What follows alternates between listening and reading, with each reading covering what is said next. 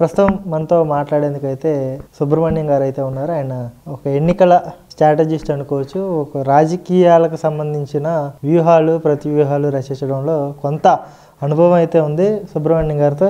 చెప్పండి సుబ్రహ్మణ్యం గారు, రాష్ట్రంలో పరిస్థితులు ఎలా ఉన్నాయి, ప్రస్తుతం వైసీపీ అవలంబిస్తున్న విధానాలు ఎలా ఉన్నాయి, వైసీపీని ఢీకొట్టే క్యాపబిలిటీ ఇప్పుడు ఏదైతే కూటమి ఉందో దానికి ఉందా, లేకపోతే మళ్ళీ అధికారాన్ని వైసీపీ చేజెక్కించుకునే పరిస్థితి ఉందా అంటే మీరేం చెప్పుకొస్తారు? వైసీపీకి అధికారం చేజెక్కించుకునే పరిస్థితి అయితే లేదండి. ఏపీ ప్రజలు చాలా తెలివిగా ప్రశాంతంగా ఉన్నారు. వాళ్ళ మనసులో ఉన్నది వైసీపీ నాయకులకి తెలీదు, అధికార పక్షానికి తెలీదు, ప్రతిపక్షానికి తెలీదు. ఈ 2024లో ఏ పార్టీకి శాకిస్తారు. వైసీపీ వైఫల్యాల గురించి చెప్పట్లేదు. అసలు వైఫల్యాలు లేవా వైసీపీలో? దగ్గర 1,00,000 వైఫల్యాలు ఉన్నాయి. నేను నిరూపిస్తాను. నేను విజయవాడ 1 టౌన్లో కేటీ రోడ్డు, నెహ్రూ బొమ్మ సెంటర్ నుంచి పాల ఫ్యాక్టరీ వరకు కేటీ రోడ్డు, సిమెంట్ రోడ్డు గురించి అప్పటి దేవాదాయ శాఖ మంత్రి వెల్లంపల్లి శ్రీనివాసరావు గారితో నేను ఫైట్ చేస్తున్నాను. సిమెంట్ రోడ్డు గురించి. సిమెంట్ రోడ్డులు లేటు దుమ్ము ధూళి అన్ని తోలేశారు. 6 నెలల గురించి పట్టించుకోవట్లేదు.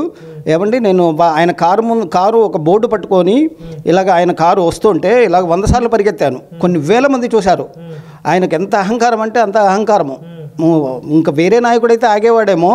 ఆయన ఎమ్మెల్యేగా గెలిచి మంత్రి అయ్యి నువ్వు ఆపుతావా అని నన్ను మందలించారు కూడా. నేను సిమెంట్ గురించి కేటీ రోడ్డు నెహ్రూ బొమ్మ సెంటర్ నుంచి చిట్టినగర్ వరకు చిన్న చిన్న వ్యాపారస్తులు, ఫ్యాన్సీ కొట్టోళ్ళు,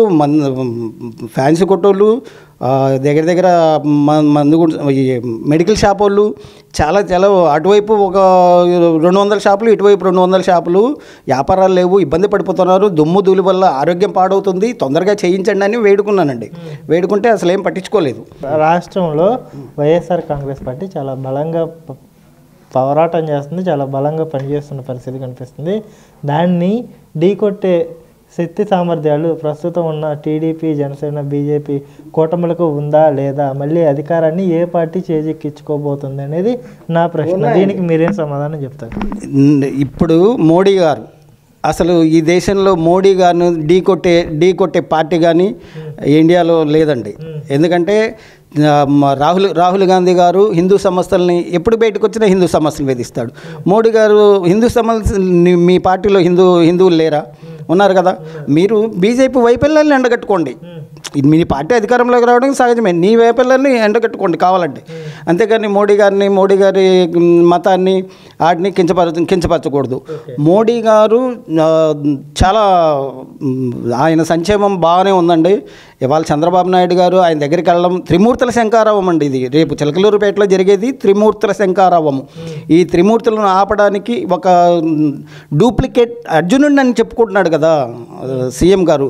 ఆయన డూప్లికేట్ అర్జునుడు అండి. అర్జునుడు అయితే మంచి కోరతాడు ప్రజలకి. ఇలాగ అన్ని వైఫల్యాలు ఉన్నాయి కదా. ఆయన ఒక రోడ్డు వేయడానికే 3 సంవత్సరాలు పడితే రాజధాని గురించి ఏమీ లేదు. నేను రాజధాని గురించి చెప్పుకోవాలండి, లేదు. ఇవాళ ఒక సామాన్యుడు ఎంత నలిగిపోతున్నారో ఆయనకు తెలియదు. భవన నిర్మాణ రంగము దెబ్బతినింది. నిర్మాణ రంగం దెబ్బతింటే ఏపీలో అభివృద్ధి దెబ్బతిన్నట్టే. ఒక తాపి మేస్త్రి కాడి నుంచి శుభకార్యాలు చేసే పంతులు గారు కూడా నష్టపోయారు. ఒక ఫ్యాన్సీ కొట్టోడు, బంగారు కొట్టోడు, వస్త్ర వ్యాపారుడు, దగ్గర అన్ని రంగాలు, మొబైల్ రంగము, అన్ని రంగాలు దెబ్బతిన్నాయండి. ఇవాళ ఆయన వైఫల్యాలు లేవన్నట్టు మాట్లాడతాడు. ఆయన వైఫల్యాలు 1,00,000 ఉన్నాయి. మెయిన్ వైఫల్యాలు ఏంటండి వైసీపీ వైఫల్యాలు అంటే ఇప్పుడు గడపకు ఎమ్మెల్యేలని, మంత్రులని తిప్పాడు. పరిపాలన ఎవరు చేస్తారండి? మొత్తం పరిపాలన మీరే చేశారా? మంత్రుల్ని దగ్గర సంవత్సరం నుంచి తిప్పుతూనే ఉన్నారు. నిజంగా మీరు చేస్తుంటే ఇంత తిరగవసరం లేదండి. ఇప్పుడు నిజంగా ప్రజలకు మంచి చేస్తే మీరు ఇంట్లో కూర్చున్నా, ఇంట్లో పడుకున్నా ఓట్లేస్తారు. మీరు నిజంగా ప్రజలకు మంచి జరిగింది, నువ్వు పావలా ఇస్తే రూపాయి నష్టపోయాం. ఈ రాష్ట్రానికి ఆయన సంక్షేమాలు ఇచ్చాడు. ఒక బటన్ నొక్కితే 60,000 మంది, 1,00,000 మంది ఉన్నారనుకోండి ఒక నియోజకవర్గంలో. ఆయన బటన్ నొక్కితే 60,000 మందికో 70,000 మందికో పడ్డాయి. 40,000 డబ్బులు ఏమైపోయాయి? ఒకరు అమ్మఒడికి 4 సంవత్సరాలు వేశారు, కొందరికి 2 సంవత్సరాలే పడింది, ఒక సంవత్సరమే పడింది.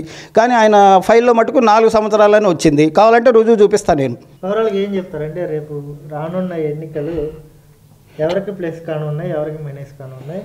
ఈ ప్లస్ మైనస్ల మధ్య ఎవరు విజయాన్ని ఖాతాలో వేసుకోబోతున్నారు? త్రిమూర్తుల శంకారావం అంటే బ్రహ్మ, విష్ణు, పరమేశ్వర్లు అండి. బాబు గారు బ్రహ్మగారు లాంటి వాళ్ళు.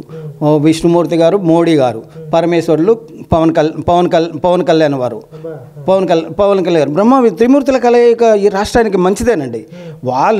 వాళ్ళ అధికారం గురించి వాళ్ళు పొత్తులు పెట్టుకోలేదండి, ప్రజల గెలుపు గురించి